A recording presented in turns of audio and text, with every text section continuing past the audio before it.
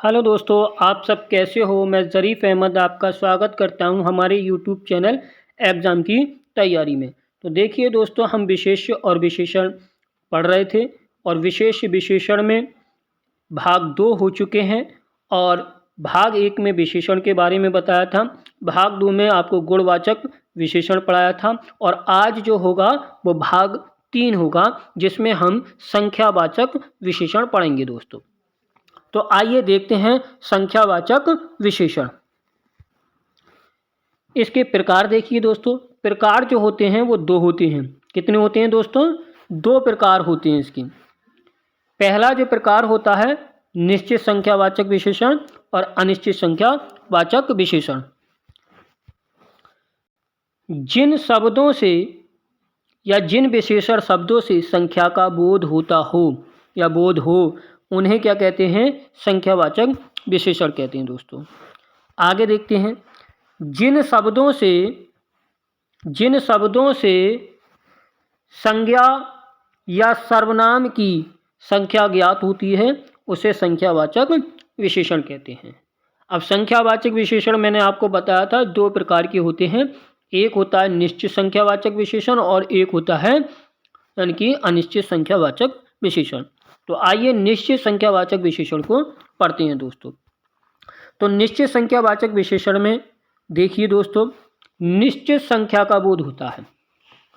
निश्चित संख्या का बोध होता है, जैसे 1 2 3 4 5 1000 2000 3000, पहला दूसरा तीसरा, ऐसे शब्दों का इसमें प्रयोग होता है।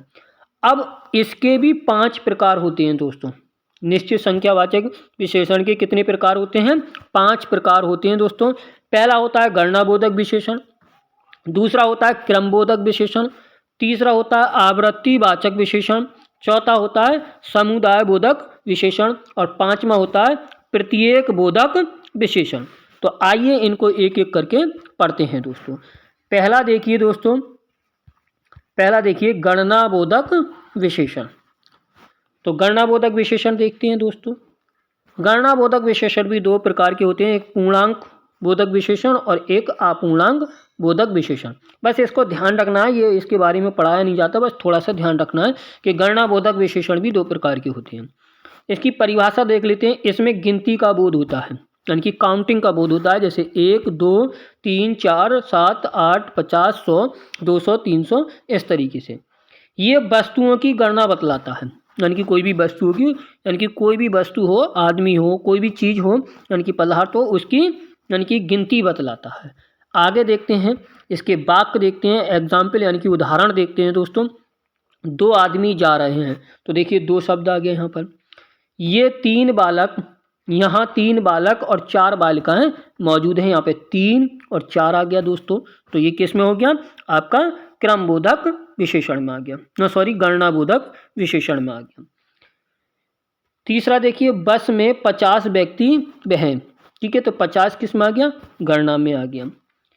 मेरी कक्षा में 250 छात्र हैं, तो देखिए यहाँ पर ये शब्द जो हो गया विशेषण हो गया, तो ये किस में आ जाएगा आपका?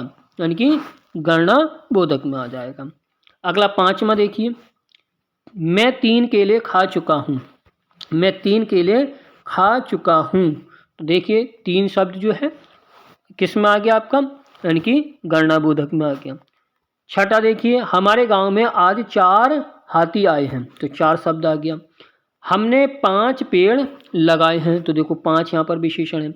मेरे पास हिंदी व्याकरण की 10 पुस्तकें हैं, तो देखिए ये भी क्या इसमें आ गया? आपका गणनाबोधक में आ गया। अब देखिए, बाढ़ से 2 लाख लोग प्रभावित हुए हैं। बाढ़ से 2 लाख लोग प्रभावित हुए हैं, तो देखिए गणनाबोधक में आ गया। 7वां 7 में 3 दिन, तो ये सारे जो वाक्य थे वो गणनाबोधक में हैं दोस्तों। आगे देखते हैं दोस्तों, अगला देखते हैं क्रमबोधक विशेषण। देखिए दोस्तों, क्रमबोधक विशेषण को पढ़ते हैं। आइए, तो देखिए क्रमबोधक विशेषण में कौन कौन से शब्दों का प्रयोग होता है दोस्तों? जिन शब्दों से क्रम का बोध हो वहाँ क्रमबोधक विशेषण होता है या कहलाता है। जैसे पहला, दूसरा, तीसरा, चौथा, 5वां, 10वां, 15वां, 16वां, 17वां आदि। अब इसके वाक्य देख लीजिए उदाहरण के तौर पर।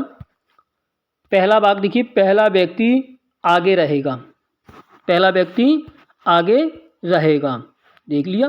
तो पहला जो शब्द है दोस्तों वो क्या है, आपका क्रमबोधक है। दूसरा, तीसरा और चौथा आदमी एक दूसरे के पीछे रहेंगे। तो इसमें ये वाले जो शब्द मैंने अंडरलाइन कर रखे हैं रेड पेन से, ये सारे आपके विशेषण हैं। तीसरा वाक्य, शिक्षक ने छात्र से कहा 5वां पाठ पढ़ो, तो यहाँ पे 5वां आ गया, ये विशेषण है। चौथी लड़की, चौथा लड़का, तो ये कौन से हैं, ये क्रम बता रहे हैं, पहला, दूसरा, 5वां, छठा, ये क्रम को दर्शा रहे हैं। तो यहाँ पर क्रमबोधक विशेषण शब्द होंगे ये दोस्तों।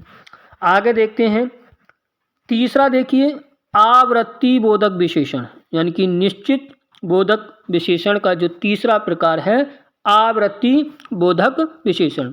ये एक वस्तु का दूसरी वस्तु से अधिक का अनुपात बताता है, जैसे दूना, तिगुना, चारगुना, चौगुना, दोगुना, दोहरा, इकेरा, तिबारा, चौबारा, दोबारा। तो आइए इसके एग्जाम्पल यानी कि वाक्य के रूप में देखते हैं दोस्तों।